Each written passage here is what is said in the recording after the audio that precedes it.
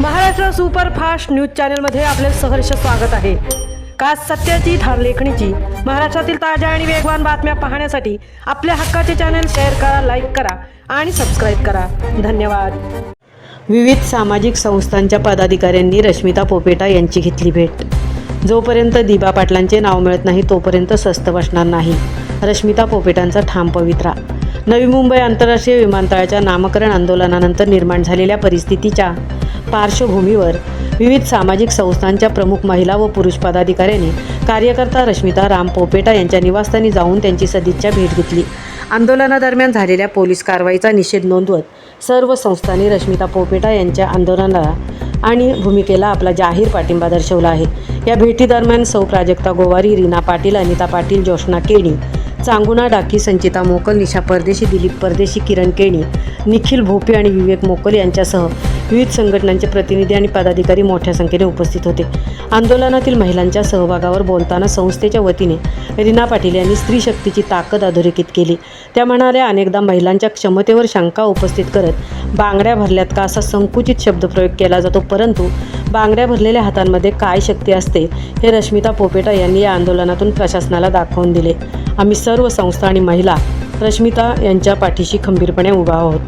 प्रशासकीय भूमिकेचा निषेध करत प्राजक्ता गोवारी यांनी आंदोलनाची पुढील दिशा स्पष्ट केली। त्या म्हणाल्या, प्रशासनाने आमच्या शांततापूर्ण मार्गाला आमची हतबलता समजू नये। आता जे झाले ते केवळ एक ठिणगी आहे। भविष्यात याहूनही मोठे तीव्र आंदोलन उभे राहील। नामकरणाचा आमचा हा कायदेशीर व शांततापूर्ण लढा असाच सुरू राहील। आंदोलनानंतरच्या उपोषणामुळे शारीरिकदृष्ट्या थकलेल्या पण वैचारिकदृष्ट्या कणखर असलेल्या रश्मिता पोपेटा यांनी पोलिसांच्या कारवाईवर तीव्र आक्षेप घेतला आणि त्या म्हणाल्या, 8 तारखेचे आंदोलन पूर्णपणे शांतता मार्गाने सुरू होते। छत्रपती शिवाजी महाराजांना अभिवादन करूनच आम्ही पुढे निघणार होतो। आंदोलकांनी कोणताही कायदा हातात घेतला नाही आणि कुठेही तोडफोडही केली नाही, परंतु पनवेल छत्रपती शिवाजी महाराजांच्या पुतळ्यासमोरच पोलिसांकडून महिला आंदोलकांवर बळाचा वापर करण्यात आला, जो अत्यंत दुर्दैवी आहे। रश्मिता पोपेटा यांनी पोलीस प्रशासनाच्या कारवाईनंतर गंभीर आरोप केले की माझे वडील राम पोपेटा हे आंदोलनात प्रत्यक्ष सहभागी नसतानाही केवळ आंदोलनाचा दबाव कमी करण्यासाठी पोलीस प्रशासनाने त्यांच्यावरही शिवीगाळ केल्याचे खोटे गुन्हे दाखल केले आहेत, असा दावा त्यांनी केला। तसेच जोपर्यंत विमानतळाला लोकनेते दिबा पाटील यांचे नाव लागत नाही तोपर्यंत आमचा लढा थांबणार नाही।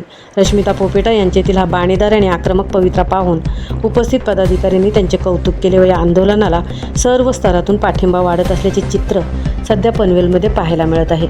महाराष्ट्र सुपरफास्टसाठी तृप्ती भोईर, पनवेल। नमस्कार। आम्ही सर्व माता बहिणीने आज रश्मिता ताईला भेटण्यासाठी सोमटण्याला आलो आहोत। तर आपण जो आंदोलन केला होता 8 तारखेचा, हा कुठल्या पक्षाचा नव्हता किंवा कुठल्या जातीचा नव्हता।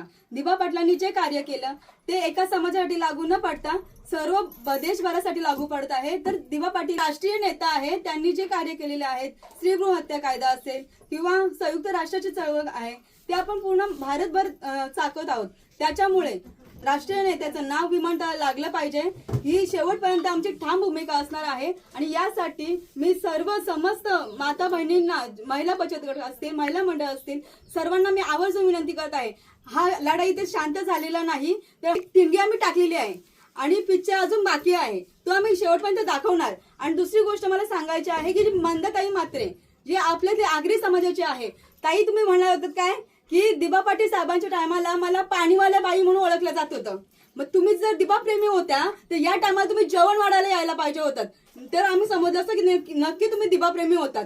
तुमचं हे वक्तव्य चुकीचं आहे आणि हा कुठल्याही पक्षाचा नव्हता, तर हा आपल्या अस्तित्वाचा लढा होता आणि तो लढा आम्ही शेवटपर्यंत लढू आणि दिबा पाटील साहेबांचं नाव मिळेपर्यंत आम्ही स्वस्थ बसणार नाही। रश्मिता ताई, तुम आगे बढ़ो, हम तुम्हारे साथ हैं।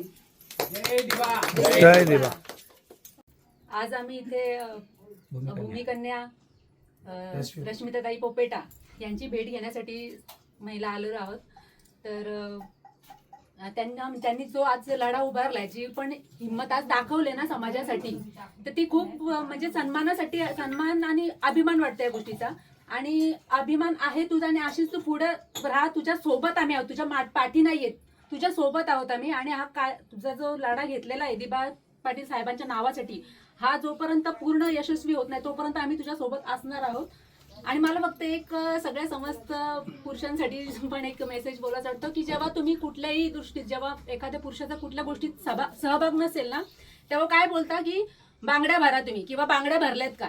तर आज ही उपमा बघा तुम्हाला कशी वाटते. मला तर चुकीची वाटते अक्षरशः. कारण आज या ताईनी महिला असून आज जो तिने पाऊल उचलला ना हा कुठल्याही समाजातल्या पुरुषांनी उचललेला नाहीये. तर तिची हिंमत बघा तुम्ही. आज पुरुषापेक्षाही कितीतरी लेवलनी पुढे आहे. तर ही उपमा चुकीची ठरते. कारण महिलांच्या हातात बांगड्या, तुम्ही बोलतात की बांगड्या भरा, पण त्या महिलाच्या हातात एवढी ताकद आहे ना तर तिने आज अख्ख्या समाजाला जागा केल्या. आज भूमिपुत्राला जागा केलंय. फक्त आगरी, कराडी, कोळी हे 3 जाती नाहीयेत. आगरी, कराडी, कोळी, दलित आणि जे पण असतील ना 18 पगड जाती, जे महाराष्ट्रामध्ये आपल्या जेवढ्या पण जाती आहेत ना त्यांच्यासाठी दिबा पाटील साहेबांनी जो कायदा लागू केले ना ते कुठल्याही जातीसाठी नाहीये, सगळ्या समाजासाठी आहेत.